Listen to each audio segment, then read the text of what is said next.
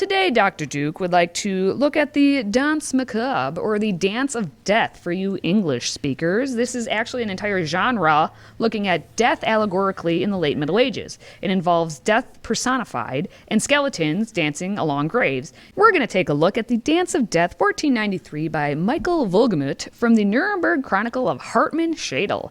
As I'm sure Dr. Duke will say, this is a painting that can really unify us.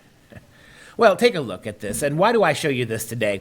Because these images of death, they're part of what we used to call the memento mori tradition, which in Latin means remember to die. It was whenever you had a situation where there was a plague or an oncoming army bent on your destruction, or whenever there was something that threatened life, that kind of like the coronavirus, that one of the ways you deal with this is to make a positive out of a negative, right? And how do you do that?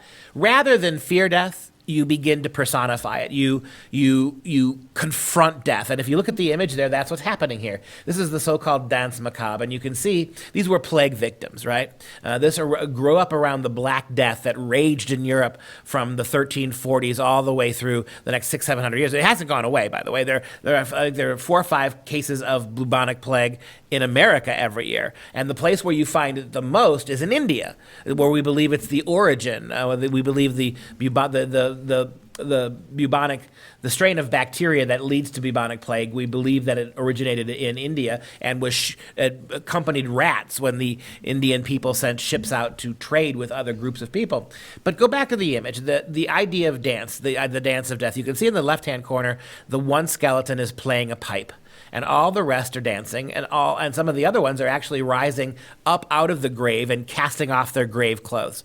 And the image here is that it's very macabre, and to modern sensibilities may seem even anti-Christian, but it's not. It's actually profoundly Christian. What you're trying to convince people who see these images is, look, death is the consequence. Whether it's a plague or you die of pneumonia when you're 107, death comes to us all. But one of the interesting aspects of this image is that the dead don't stay dead, right? That resurrection is possible, that what is dead will rise again. And this dance of death asks a parallel question.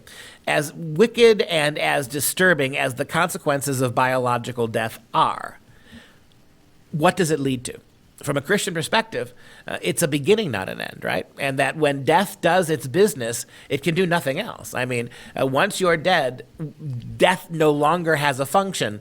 And what becomes of you afterward, in the Christian reality of life after death and the reunion with the God who made you, once death succeeds in killing everything there is to kill, everything lives except death. And that is a great point. So those images were a kind of bravery. If you were here with us yesterday, you remember how C.S. Lewis bucked us up by saying in times of crisis, we should work harder and focus more. We should seek out cultural and artistic opportunities more than in times of peace, to show that we are human and we carry on. Here you have some medieval people who did not have vaccines, didn't even understand what caused the plague that was killing them, deciding rather than run away from what death is or ignore it or pretend it doesn't happen, we're going to represent it. We're going to force people to confront it, and hopefully they'll recognize what really matters about life is not biology and death, but what comes after.